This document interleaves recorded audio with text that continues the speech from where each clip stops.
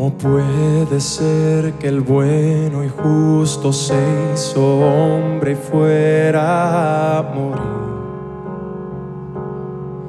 por el más vil pecador?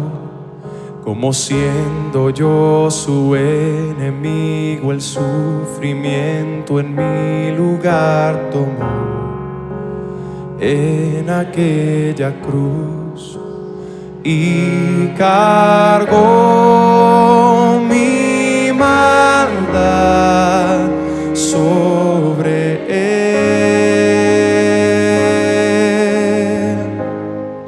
Su rectitud por la fe mía. Proseguir con el mensaje, ¿sí? Para eso vamos a arrancar leyendo la palabra de hoy. El pasaje es cortito, pero vamos a hacerlo la lectura de manera alternada, ¿sí?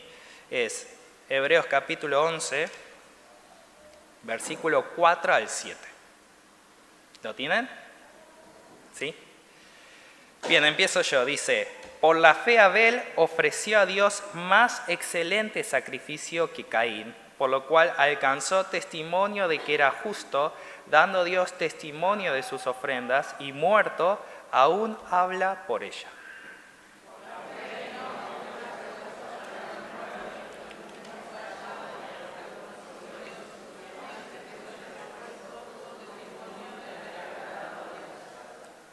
Pero sin fe es imposible agradar a Dios, porque es necesario que el que se acerca a Dios crea que le hay y que es galardonador de los que le buscan.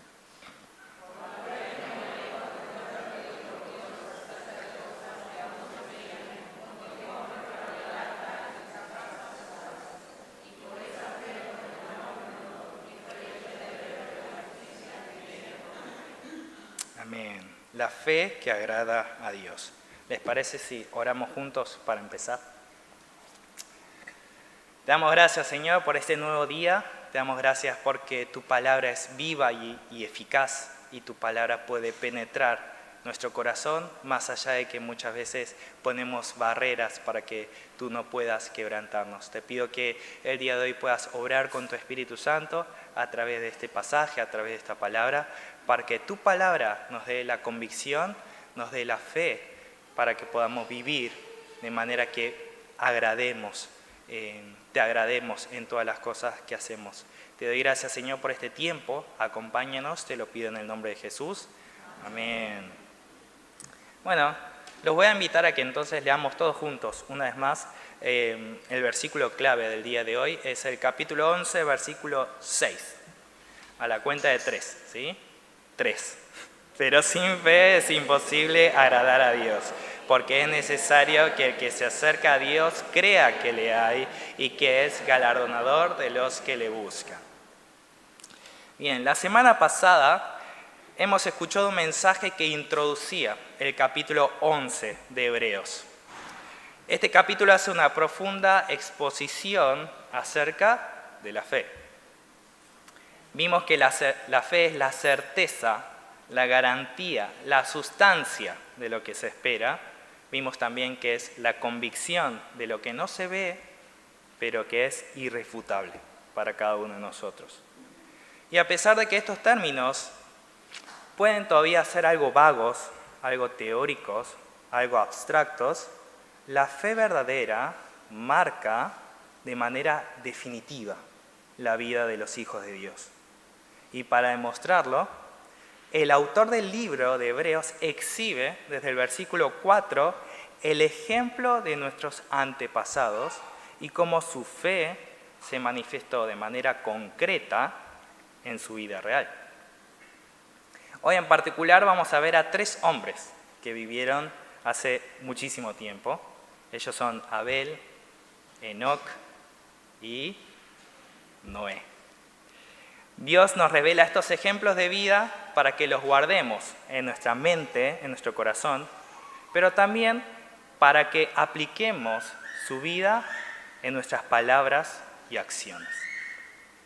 Que Dios quebrante nuestro orgullo, nuestra autosuficiencia, para que volvamos a la base de la única fe que agrada a Dios y que nos conduce a su salvación. Amén. Primera parte, la fe de Abel. Veamos nuevamente el versículo 4.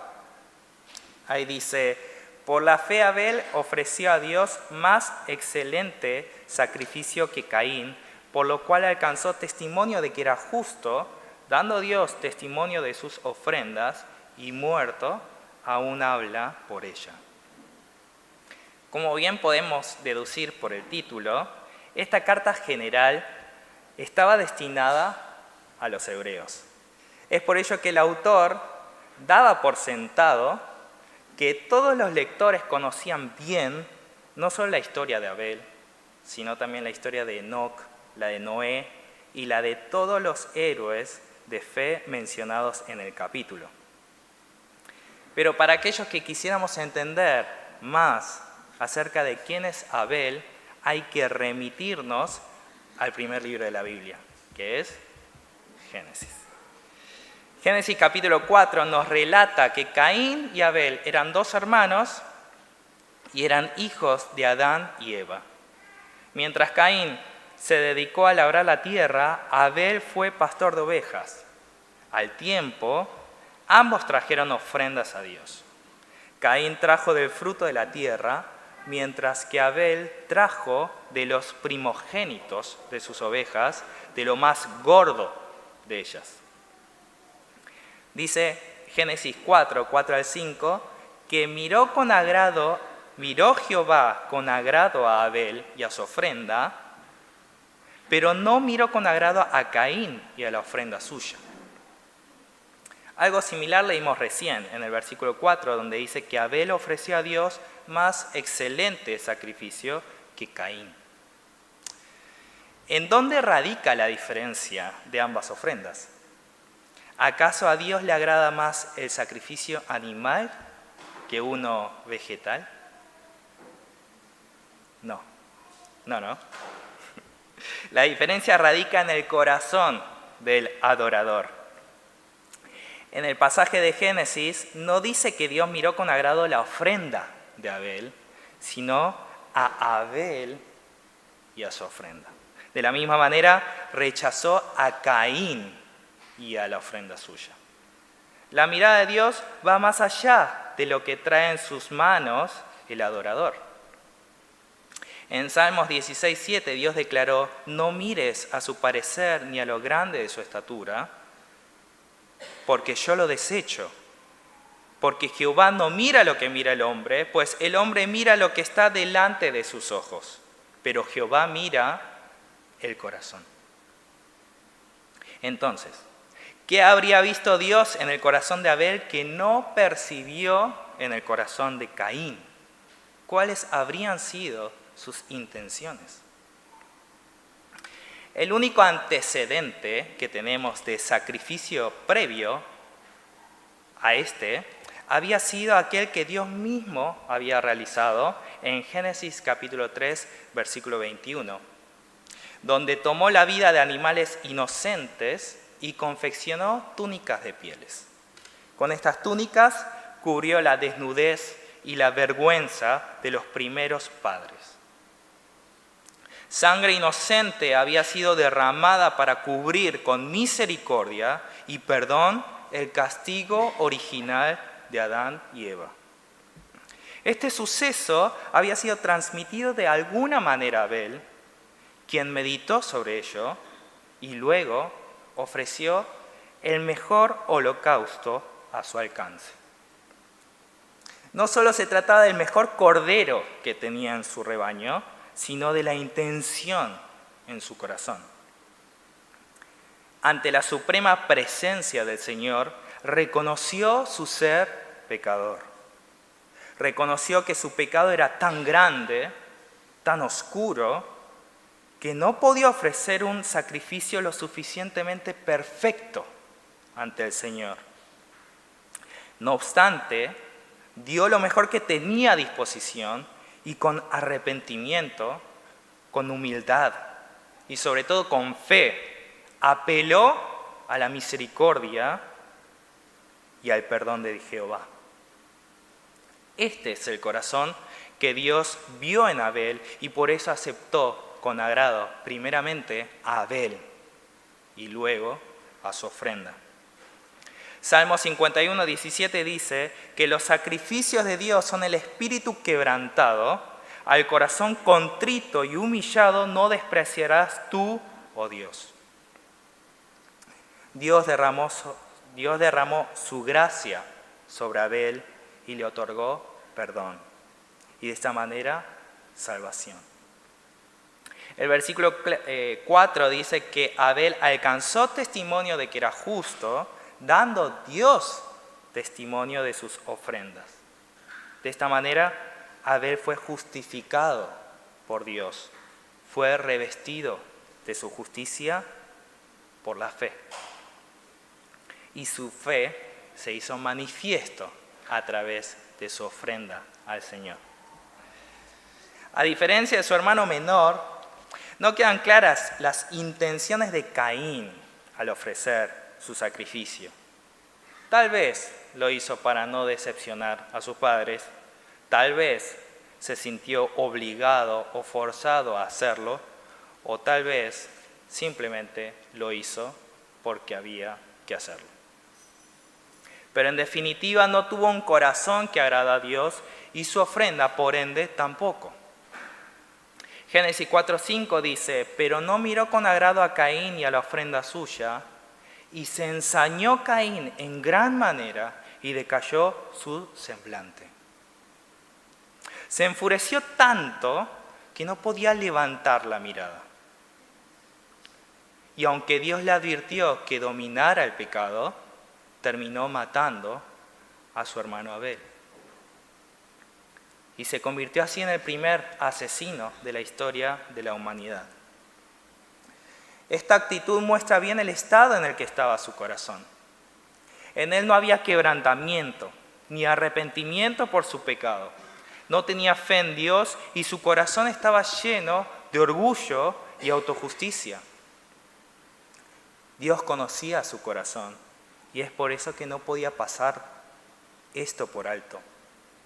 Su ofrenda había sido presentada, sí, pero sin fe.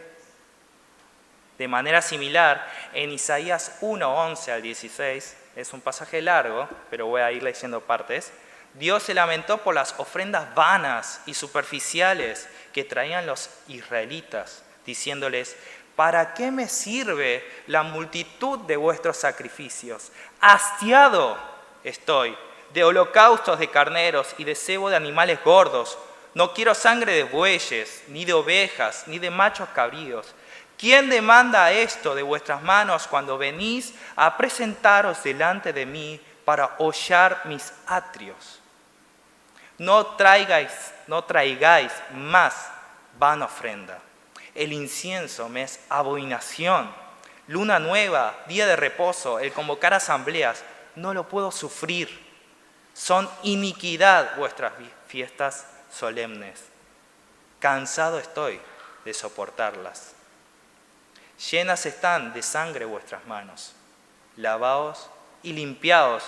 Quitad la iniquidad de vuestras obras de delante de mis ojos. Dejad de hacer lo malo. De nada sirve traer sacrificios a Dios si nuestro corazón no cuenta con la fe que le agrada. Caín nunca estuvo dispuesto a reconocer su pecado.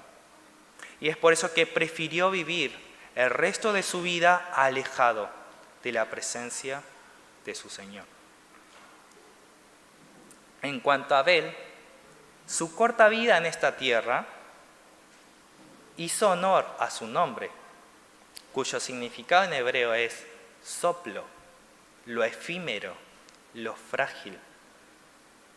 Sin embargo, su ejemplo de fe no quedó en el olvido, sino que hoy ha llegado a cada uno de nosotros. Como dice el versículo 4, Dios mismo está dando testimonio de sus ofrendas. Y de esta manera, aún estando muerto, Abel nos habla aún hoy a través de su ejemplo de fe. ¿Qué hay de nosotros? ¿Estará mirando Dios con agrado nuestro corazón? Hoy nos encontramos reunidos en este lugar, en su presencia. Ya no hay necesidad de que vengamos con ofrendas sacrificiales.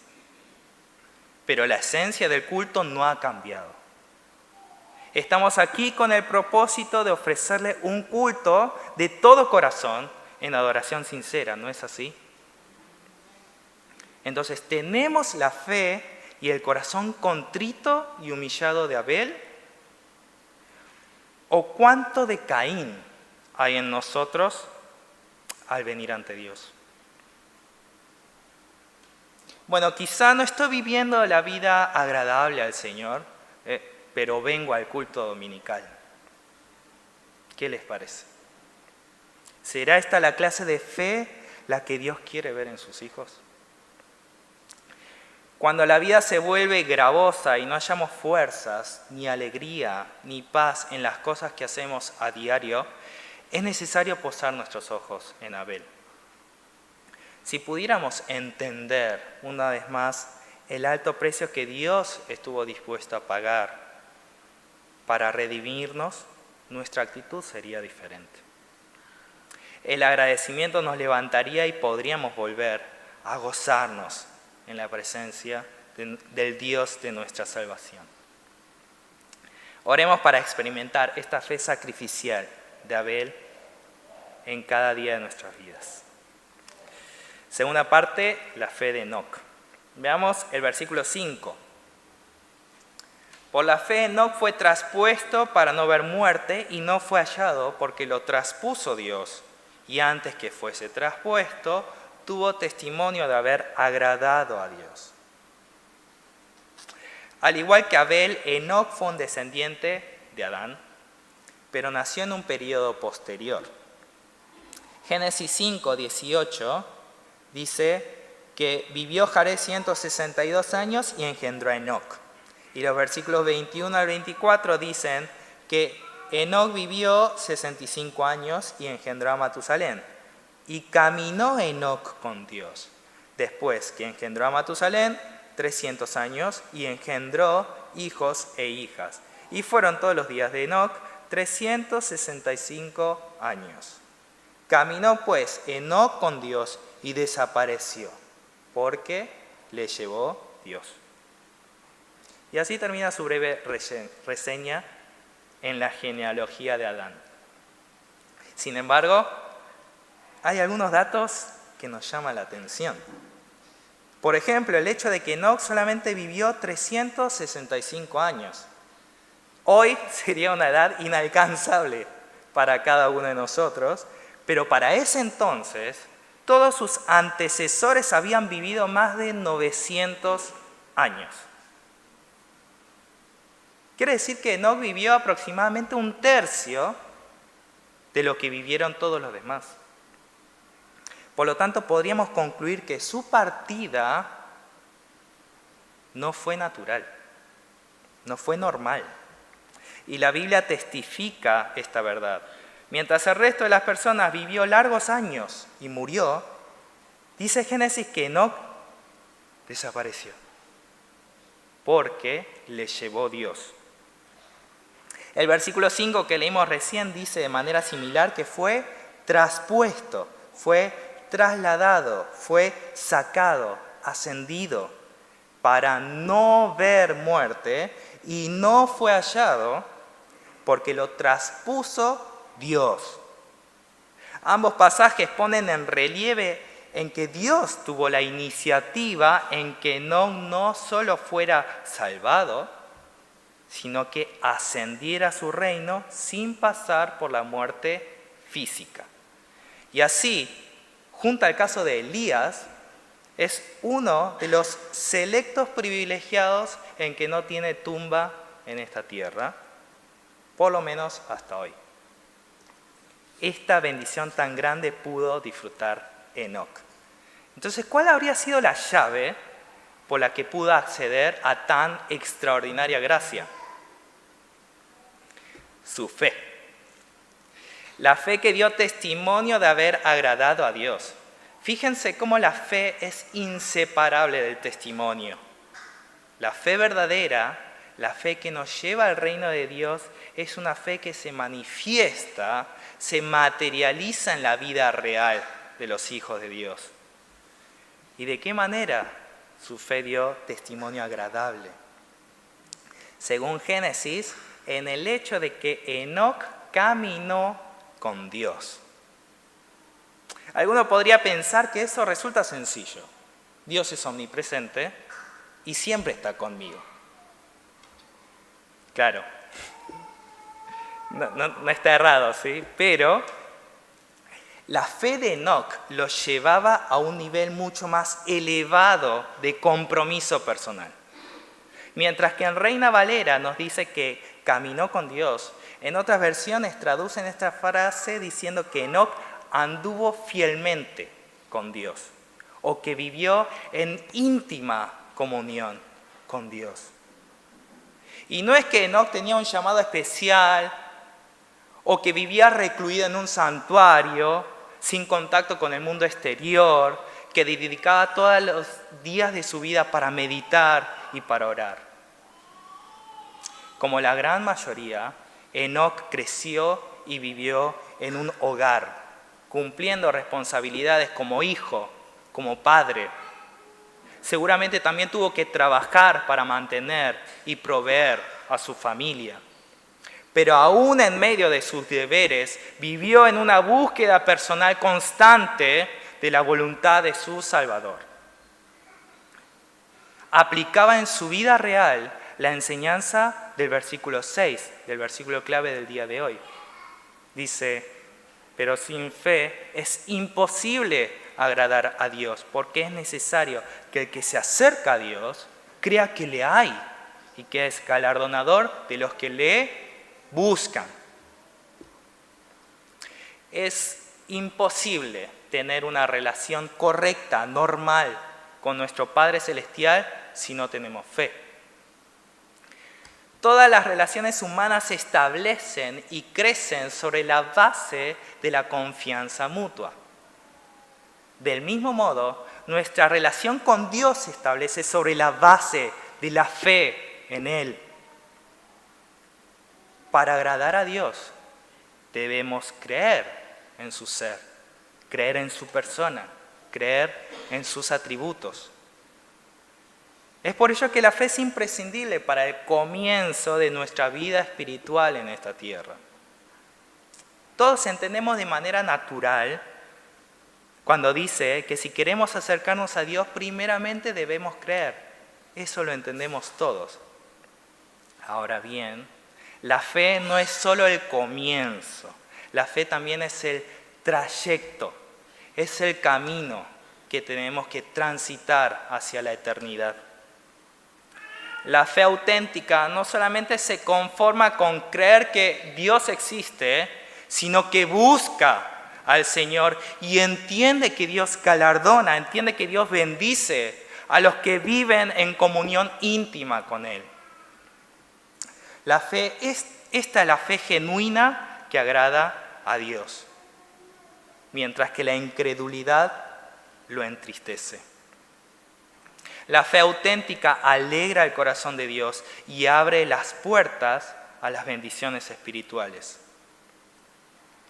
En una ocasión, Jesús se maravilló por la fe de un centurión romano, diciéndole en Mateo 8:10, de cierto os digo que ni aún en Israel he hallado tanta fe.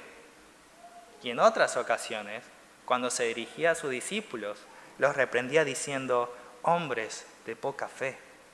O a la multitud le decía, oh generación perversa e incrédula, ¿hasta cuándo os he de soportar? Sin embargo, Enoc tuvo una fe que hubiera agradado al Señor.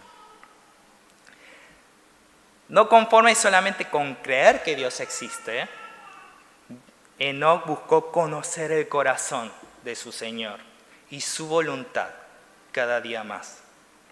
Y en esta búsqueda fue percatándose de la oscura realidad espiritual y del pecado que estaba condenando al mundo entero. De esta manera Dios lo estableció como el primer profeta registrado que anunció la destrucción inminente que caería sobre aquellos que no se arrepentían de su impiedad. Judas, versículos 14 y 15 dicen: de estos también profetizó Enoc, séptimo desde Adán, diciendo: he aquí, vino el Señor con sus santas decenas de millares para hacer juicio contra todos y dejar convictos a todos los impíos de todas sus obras impías que han hecho impíamente y de todas las cosas duras que los hombres pecadores impíos han hablado contra él. Su mensaje, su testimonio fueron tan vehementes que incluso parecía haber visto el diluvio que vendría en un futuro cercano con sus ojos. Y sí, lo había visto con sus ojos, pero con sus ojos de la fe. Esta profecía de Enoc finalmente terminó por cumplirse, y su ejemplo de fe, su caminar con Dios, ha llegado a ser patente para cada uno de nosotros.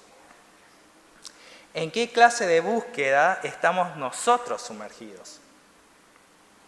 ¿Qué alcance tiene nuestra fe? Oremos para no conformarnos con llevar una vida superficial en este mundo, cargados por preocupaciones, por las comodidades que nos ofrece. Que nuestra fe sea genuina y nos lleve a buscar a Dios de todo corazón y así participar de su plan salvador a través de Cristo. Amén. Tercera parte y última, la fe de Noé. Leamos el versículo 7.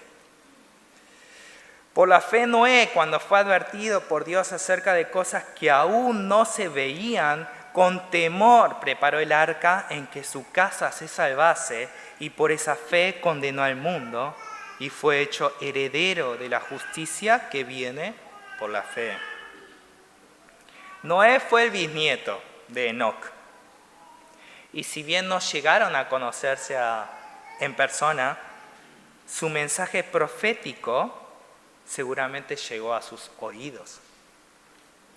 Y también asumió su papel. Dice Génesis capítulo 6 que a esta altura del partido la tierra se había corrompido hasta tal extremo que estaba llena de violencia. Pero Noé halló gracia ante los ojos de Jehová. Eso dice Génesis 6:8. Y cuando Dios decidió poner fin a todo ser, le comunicó sus planes y lo que debía hacer a Noé para que Noé se salvase. Génesis 6:14, 17 y 18 dicen: hazte un arca de madera de gofer, harás aposentos en el arca y la calafatearás con brea por dentro y por fuera. Saltamos al 17, y he aquí yo traigo un diluvio de agua sobre la tierra para destruir toda carne en que haya espíritu de vida debajo del cielo. Todo lo que hay en la tierra morirá. Mas estableceré mi pacto contigo y entrarás en el arca tú, tus hijos, tu mujer y las mujeres de tus hijos contigo. En varios sentidos, todo lo que Dios le estaba comunicando parecía irreal y absurdo. Noé no podía captar el 100% de lo que era el diluvio, porque jamás en su vida había visto siquiera llover. También era absurda y fastidiosa la orden de construir una caja de 140 metros por 23 y 14 metros de altura. 1,5 cuadras era la caja que tenía que construir Noé. Y allí debía meter a su familia y a todas las especies de animales que debía salvar consigo. ¿Cómo habríamos reaccionado nosotros en su lugar? Yo creo que no habría tomado el mensaje en serio. Yo habría esperado una confirmación más para actuar. O habría buscado otra alternativa, diciéndole: Dios, un plan B.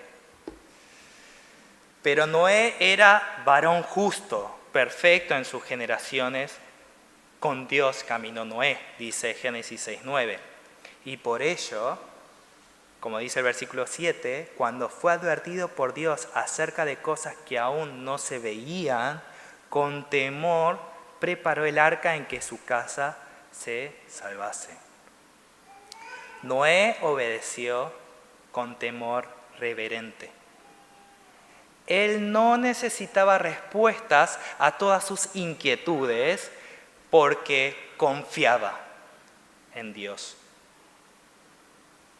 Caminaba con Dios y entendía y descansaba en su soberana voluntad. Tuvo justamente certeza de lo que esperaba y convicción de lo que aún no se veía. Ejercitó su fe. La puso en práctica en su vida real.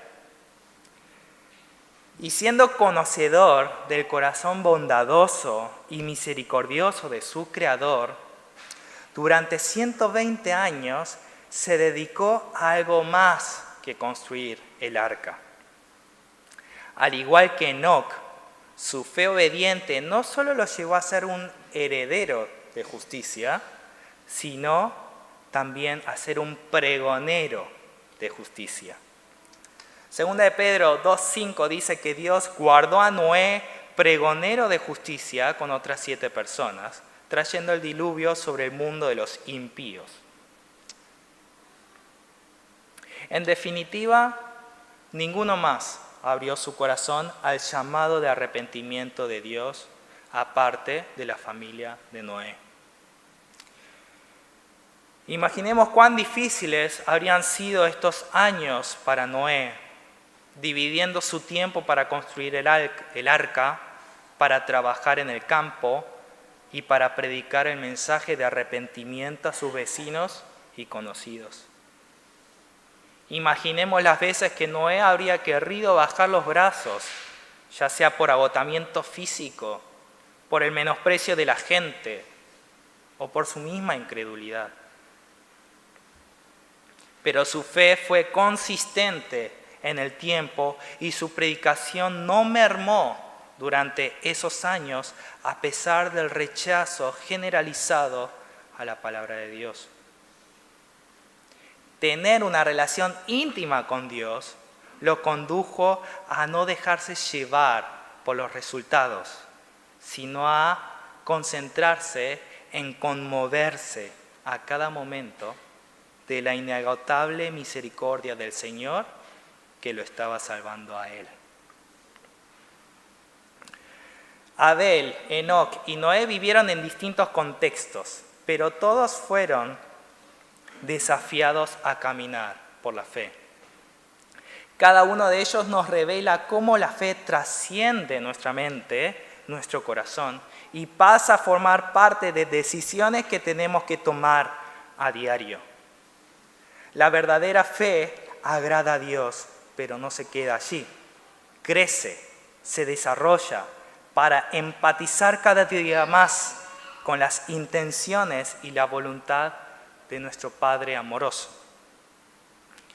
Tal vez seamos tentados a considerar a estos hombres como héroes extraordinarios, anormales, distintos de la fe, inalcanzables para cada uno de nosotros. Pero quisiera cerrar el día de hoy con un ejemplo un poco más contextualizado con nosotros. Jim Elliot fue un joven misionero norteamericano que nació en 1927.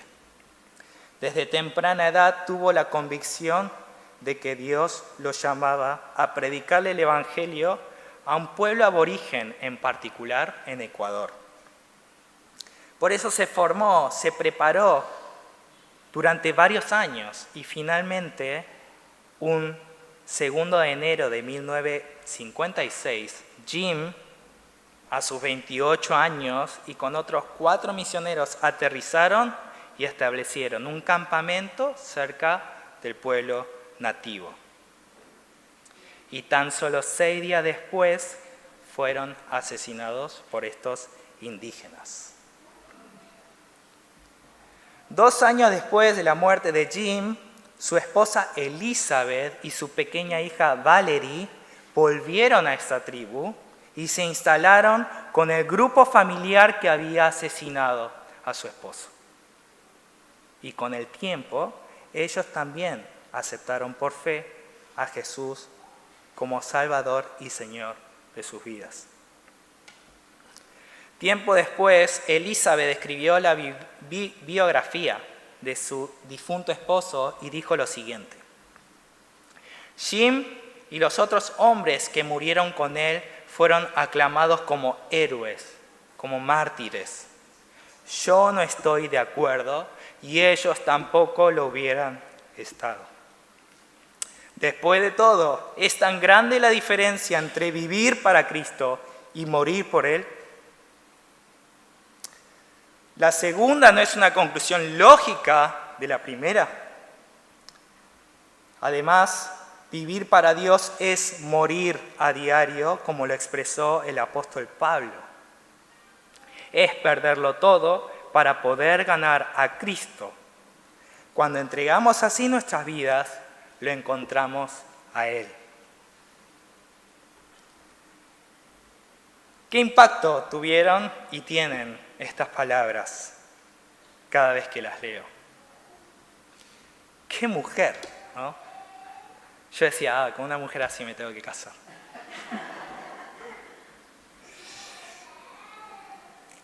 Para esta misionera ni siquiera morir como mártir se clasifica como una obediencia extraordinaria cuando se acepta por fe a un Salvador que murió por nosotros en la cruz. A la luz de Cristo, la muerte como mártir parece ser una obediencia absolutamente normal, común. Oremos para que nuestra fe sea así de genuina, así de pura, para que podamos ser revestidos de la justicia de Dios. Oremos para experimentar una comunión personal con el Dios de nuestra salvación y vivamos dando testimonio de nuestra fe en nuestra vida cambiada para la gloria del Padre. Amén. Oremos juntos.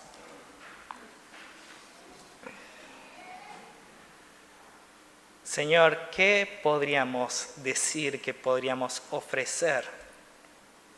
Nada hay en nuestro corazón que sea acorde a tu obra en nuestra vida. Aunque quisiéramos dedicar el resto de nuestras vidas a ofrendártelo por entero, aún así no alcanzaría para poder cubrir, para poder saldar toda esa cuenta a favor que tú has depositado en nuestro haber a través del sacrificio de Cristo en la cruz. Gracias, Señor, por estos ejemplos de fe, ejemplos de personas, de vidas que vivieron para agradarte a ti. Ayúdanos a aceptar el desafío, a aceptar esta exhortación, a aceptar la dirección que nos da de tu palabra, para que ya no vivamos una vida completamente independiente de tu sentir, sino que viviendo en comunión íntima contigo, podamos ser parte de tu obra, podamos ser parte de esta fe que no solo nos salva a nosotros, sino que también nos hace partícipes de tu obra evangelizadora en cada rincón de este mundo. Te doy gracias, Señor, por tu palabra. Bendícenos en este tiempo para que sigamos meditando en ella, para que sigamos creciendo en el conocimiento de tu corazón. Gracias, Señor, por todo. Te pedimos en el nombre de Jesús. Amén. Gloria sea a Cristo por su sacrificio, declarado justo soy en él. Oh, oh, oh, declarado